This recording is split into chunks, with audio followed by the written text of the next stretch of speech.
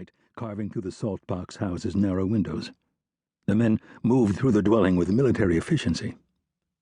Liam listened as they rounded up the others in his family from the front of the house, mother and father and Megan and Kate, and pushed them into the back bedroom he shared with his brothers.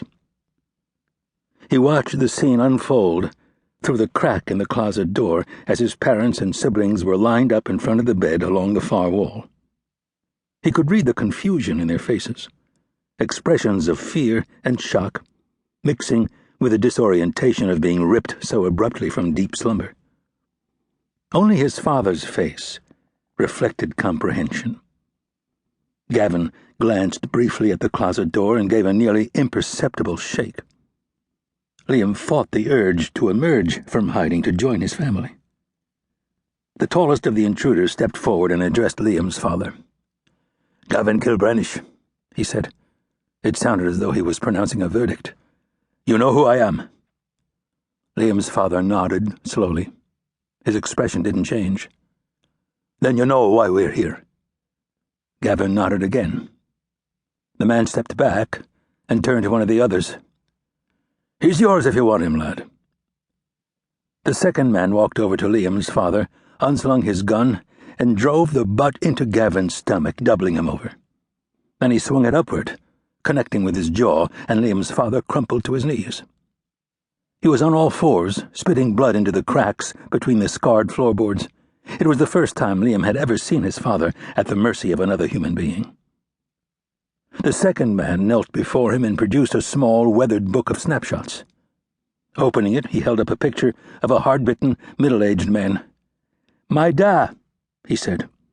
He drove a fist into Gavin's nose. The sound of cartilage snapping was loud, and Liam was afraid he might be sick.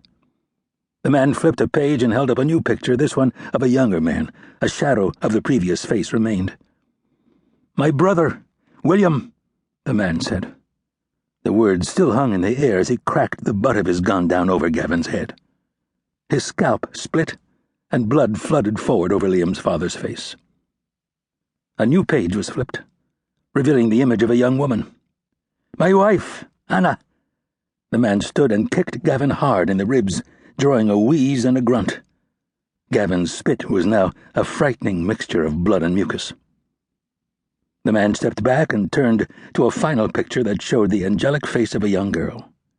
She couldn't have been more than 5, and her gap-toothed smile seemed at once joyous and mournful. The man pulled a black pistol from underneath his coat and pointed it into Gavin's face. Gavin rose up on his knees and looked back at the man. He showed neither panic nor fear, only hatred and defiance. The man in front of him had both hands out now, one pointing the gun at Gavin's head, the other clutching knuckle-white to the picture of the girl. "My daughter, Catherine," he said. His voice cracked with unredeemed rage as he said her name. He pulled the trigger. The screaming lasted for only a moment, and it was drowned out by the thunder of gunfire.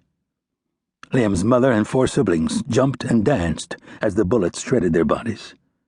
They fell over each other in their attempt to twist free, toppling onto the bed behind them, settling and then sliding onto the floor, leaving the sheets stained red.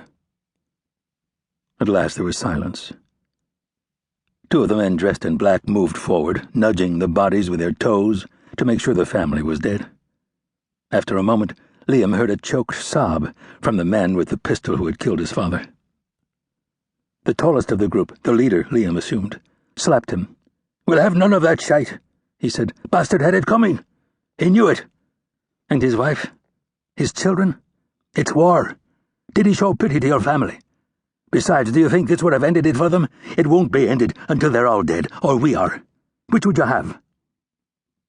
One of the other men stepped back from the bodies. "It's ended for these now," he said indifferently. "All done for. Good enough." "Good enough," the leader acknowledged. Then they were gone. Liam stayed in the closet until the military came. The police wouldn't enter the Catholic neighborhoods anymore. It was too dangerous. The armored vehicles rolled in, and squads of soldiers in riot gear cordoned off the area, enduring the taunts and jeers from the crowds that had gathered